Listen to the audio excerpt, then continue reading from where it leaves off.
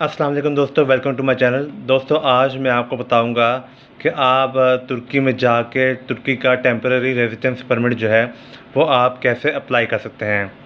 दोस्तों पिछली वीडियो अगर आपने मेरी देखी हो तो उसमें मैंने आपको बताया था कि आप तुर्की का वीज़ा किस तरह अप्लाई कर सकते हैं।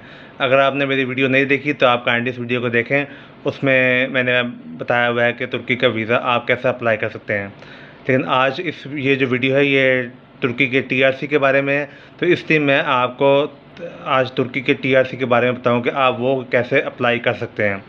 दोस्तों सबसे पहली चीज़ ये है कि जब आप तुर्की पहुंच जाते हैं तो आपने सबसे पहले अपने वीज़े पे चेक करना होता है कि आपका वीज़ा जो है वो कितनी ड्यूरेशन के लिए वैलिड है, ठीक है ना।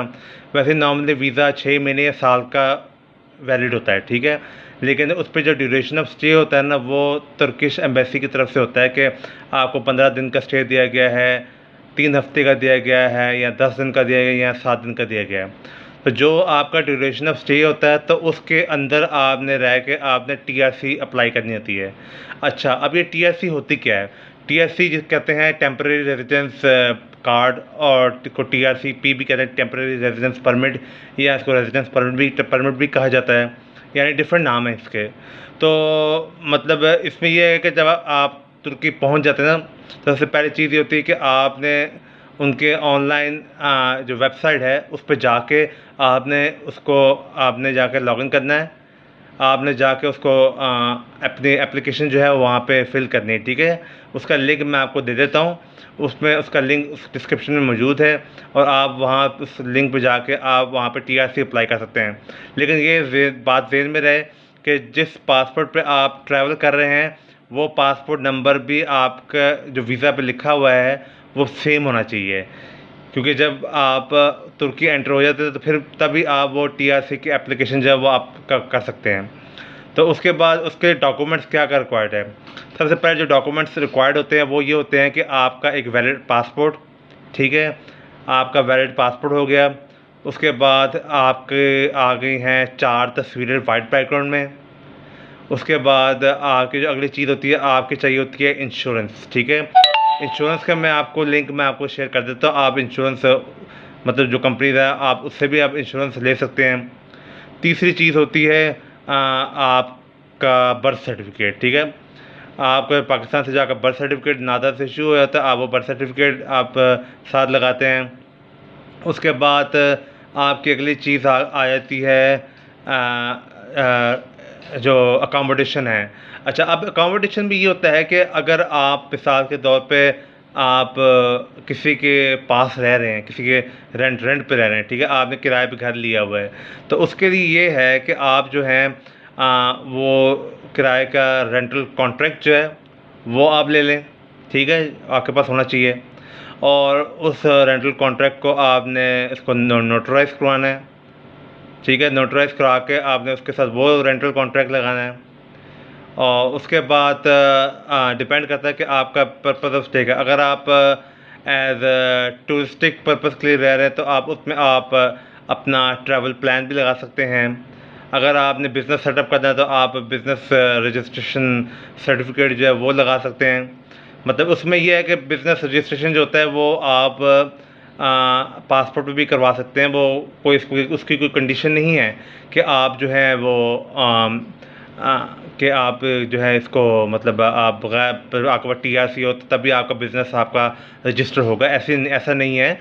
आप पासपोर्ट पे भी आप अपना बिज़नेस वहाँ पे रजिस्टर करवा सकते हैं। उसके बाद सबसे अहम चीज़ जो है, जो कि आज तुर्किश गवर्नमेंट ने जो चेंज किया है कि आपके पास फाइनेंस, ठीक है ना, कि आपके पास जो आपने 12 महीने रहना है टूरिस्ट पर्पज़ के लिए, तो आपके पास फाइनेंस कितने हैं, ठीक है। तो आपके पास जो है वो फाइनेंस स्टेटमेंट जो है वो होनी चाहिए।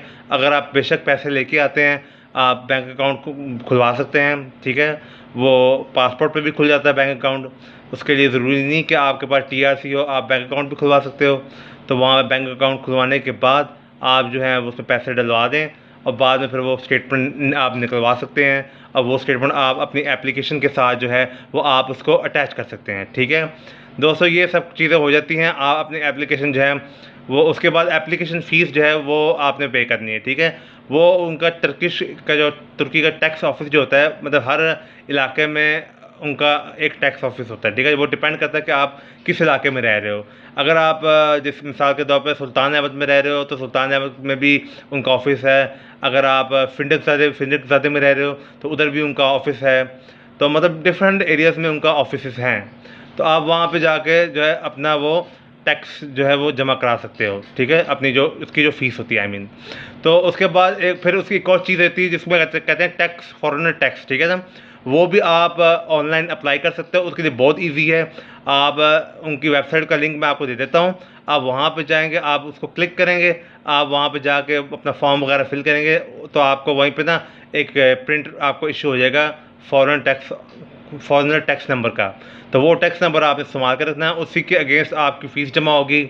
और उसके बाद जब ये सारी चीज़ें हो जाती हैं आपकी, उसके बाद फिर आपने जो है उसको एप्लीकेशन ऑनलाइन सारी फिल करनी है।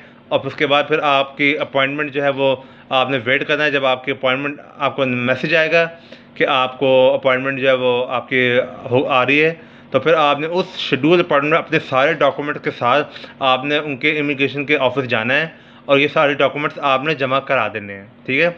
जब भी आप सारे डॉक्यूमेंट जमा करा देंगे आपके फिंगरप्रिंट्स हो जाएंगे। हो सकता है कि आपका एक छोटा सा इंटरव्यू भी हो, ठीक है ना। वो कोई इतना कॉम्प्लिकेटेड इंटरव्यू नहीं हो तो लोग समझते हैं कि शायद इंटरव्यू क्या मुश्किल होगा, टीआरसी रिजेक्ट हो जाएगा। नहीं, ऐसा कुछ नहीं है। इंटरव्यू से आपका मकसद से होगा कि आप क्यों स्टे करना चाह रहे हो, आप कहाँ रहते हो, अब छोट मतलब बेसिक चीज़ें पूछी जाती हैं, कोई इतना कोई कॉम्प्लिकेटेड नहीं है ये। तो उसके बाद आपकी एप्लीकेशन जब सबमिट हो जाएगा आपको मैसेज आ जाएगा, ठीक है। तो उसके बाद जब आपका मैसेज आ जाएगा तो वो आप जो है अपना आप वेट करें। जब आपकी टीआरसी अप्रूव हो जाएगी तो वो अगर आपके घर का एड्रेस दिया होगा तो आपके घर का एड्रेस पे वो रजिस्टर्ड कोरियर के थ्रू आपको डिलीवर हो जाएगा।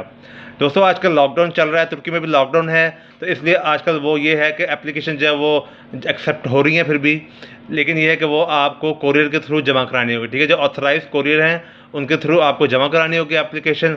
जब आप उनके थ्रू जमा करा देंगे तो वो आपको वो मतलब वहाँ मैसेज आ जाएगा, तो आप फिर आप उस शेड्यूल मैसेज पे आप इंटरव्यू के लिए जा सकते हैं, ठीक है, अपने एप्लीकेशन फॉलोअप के लिए भी। तो उसके बाद ये जब आपके पास टीआरसी आ जाती है तो आप उसके बाद आप लीगली तुर्की में लीगल हैं, आप रह सकते हैं, आप अपना बिजनेस कर सकते हैं, आप कुछ भी कर सकते हैं। अच्छा, अब टीआरसी के बेनिफिट्स क्या है? लोग कहते हैं कि टीआरसी हम ले रहे हैं, इसके फ़ायदे क्या हैं? अब पहली बात तो टीआरसी का फ़ायदा ये है कि अगर आप अपनी फैमिली के साथ आते हैं उनका भी टीआरसी के साथ अप्लाई हो जाता है, ठीक है। अगर आप फैमिली के साथ मूव करते हैं तुर्की तो उसमें ये होता है कि आपके बच्चों की एजुकेशन जो है वो फ्री होती है, मेडिकल भी फ्री होता है। मेडिकल इंश्योरेंस जो होती है वो एसजी के एक है उनका इदारा, आप वहाँ से वो इंश्योरेंस जो है वो बेनिफिट्स जो है उनके ले सकते हैं, ठीक है। सो जो उनका सोशल सिक्योरिटी का इदारा है SGK उसे कहते हैं, उसका लिंक भी मैं आपको शेयर कर दूंगा नीचे। वो आप वहाँ से उनकी जो मेडिकल इंश्योरेंस का है वो आप उनसे बेनिफिट्स आप उनके क्लेम कर सकते हैं। और दूसरी बात ये कि एजुकेशन जो हाँ फ्री है, जो तुर्कीज के गवर्नमेंट स्कूल्स हैं, ठीक है, आप उसमें आपके अपने बच्चों को एडमिशन करा सकते हैं, वो वहाँ पे पढ़ सकते हैं। तो लेकिन जो प्राइवेट स्कूल है ज़ाहिर है उनमें फ़ीसें हैं, तो वो प्राइवेट स्कूल जो वो फ्री नहीं है, सिर्फ तुर्किश जो गवर्नमेंट स्कूल्स हैं वो फ्री है, ठीक है। और उसके बाद ये है कि आप अपना बिज़नेस भी आप सेट कर सकते हो, ठीक है। उसके बाद अपना बिज़नेस सेट कर लें, उसके बाद फिर आप 5 साल के बाद आप जो है वो एलिजिबल हो जाते हो पासपोर्ट के लिए, ठीक है। तो 5 ईयर्स के बाद एक उनके पास ऑप्शन है, एक है उनका 5 साल के बाद, एक होता है 8 साल के बाद, ठीक है। 8 साल के बाद एक्चुअली आपको मिलता है लॉन्ग टर्म रेजिडेंस कार्ड, जो कि वो मैं आपको अगली वीडियो में बताऊंगा, ठीक है। और दूसरी ये है कि आपको 5 साल के बाद आप फिर एलिजिबल हो जाते हो पासपोर्ट के लिए, ठीक है ना। नॉर्मली जो आपको रेड कार्ड मिलता है दोस्तों, मैं आपको बताऊं कि रेड कार्ड पे पहली बात तो ये वर्क अलाउ नहीं है, ठीक है। लीगली कानूनी तौर पे जो है वर्क अलाउ नहीं है, लेकिन चूँकि आप लोग टैक्स पे करते हो इसलिए तुर्किश गवर्नमेंट जो है वो आपको नहीं रोकती, ठीक है। अगर इनकेस अगर आप वो पकड़ लेते हैं तो वो आपको जेल में नहीं डालते, तो सिर्फ आपको इसका जुर्माना ज़रूर करेंगे, ठीक है। तो चूँकि तुर्किश गवर्नमेंट इतनी सख्ती नहीं करती क्योंकि उनको टैक्स जा रहा होता है, तो इसलिए उनको इस पर फ़ायदा ही फ़ायदा है। तो इसलिए तो टीआरसी जो है वो बिल्कुल इसका फ़ायदा है। तो आप फैमिली वहाँ पे फ्री पढ़ेंगे, एजुकेशन फ्री है, मेडिकल फ्री है, आप सिटीजनशिप के लिए भी अप्लाई कर सकते हो, अपना कारोबार सेट कर सकते हो, कोई भी कारोबार करना चाहे कर सकते हैं आप, बिज़नेस इजीली आपका रजिस्टर हो जाएगा वहाँ पे। तो ये सब कुछ इसमें टीआरसी में आप कर सकते हैं। दोस्तों अगर आपको काइंडली मेरी वीडियो अच्छी लगी है तो आप काइंडली इसको लाइक करें, कमेंट करें, ठीक है। अगर आपको कुछ चीज़ समझ नहीं आया, आप कुछ चीज़ मुझसे पूछना चाहते हैं टीआरसी के बारे में या मेरी पिछली वीडियो के बारे में, तो आप मुझे मैसेज करें। मैं आपको इंशाल्लाह जल्द से जल्द आपको मैं रिप्लाई करूँगा, ठीक है। तो तब तक आप अपना ख्याल करें। अल्लाह हाफ़िज़।